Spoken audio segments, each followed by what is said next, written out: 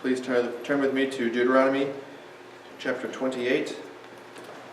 We'll pick up where we left off in verse 38, talking about the consequences of Israel's disobedience if they are to disobey God.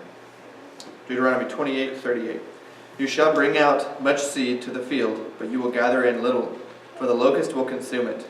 You shall plant and cultivate vineyards, but you will neither drink of the wine nor gather the grapes, for the worm will devour them.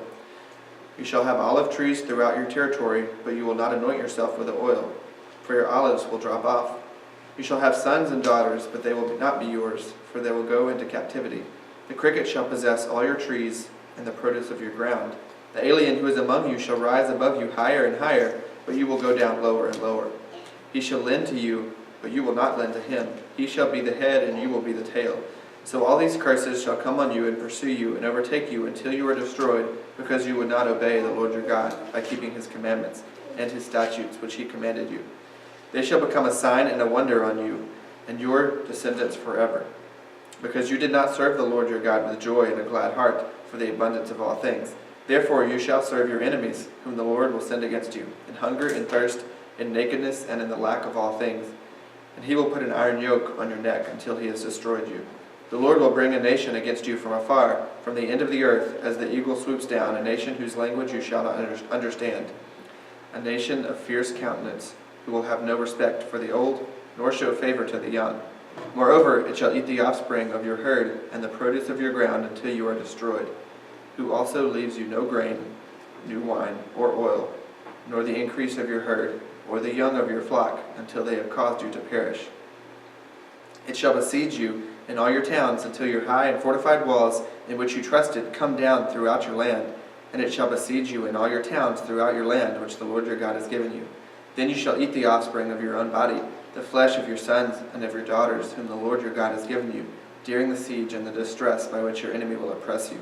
The man who is refined and very delicate among you shall be hostile toward his brother and toward his wife, toward the wife he cherishes, and toward the rest of his children who remain, so that he will not give even one of them any of the flesh of his children, which he will eat, since he has nothing else left during the siege and the distress by which your enemy will oppress you in all your towns. The refined and delicate women among you, who would not venture to set the sole of her foot on the ground for delicateness and refinement, shall be hostile toward the husband she cherishes, and toward her son and daughter, and toward her afterbirth, which issues from between her legs, and toward her children, whom she bears. For she will eat them secretly, for lack of anything else, during the siege and the distress by which your enemy will oppress you in your towns. If you are not careful to observe all the words of this law, which are written in this book, to fear this honored and awesome name, the Lord your God, then the Lord will bring extraordinary plagues on you and your descendants, even severe and lasting plagues, and miserable and chronic sicknesses. He will bring back on you all the diseases of Egypt of which you were afraid, and they will cling to you. Also every sickness and every plague, which not written in the book of this law, the Lord will bring on you until you are destroyed. Then you shall be left few in number, whereas you were as numerous as the stars of heaven, because you did not obey the Lord your God. It shall come about that as the Lord delighted over you to prosper you and multiply you, so the Lord will delight over you to make you perish and destroy you, and you will be torn from the land where you are entering to possess it. Moreover, the Lord will scatter you among all peoples from one end of the earth to the other end of the earth, and there you shall serve other gods, wood and stone, which you or your fathers have not known. Among those nations you shall find no rest, and there will be no resting place for the sole of your foot. But there the Lord will give you a trembling heart, failing of eyes, and despair of soul. So your life shall hang in doubt before you, and you will be in dread night and day, and shall have no assurance of your life. In the morning you shall say, would that it were evening, and at evening you shall say, would that it were morning, because of the dread of your heart which you dread, and for the sight of your eyes which you see.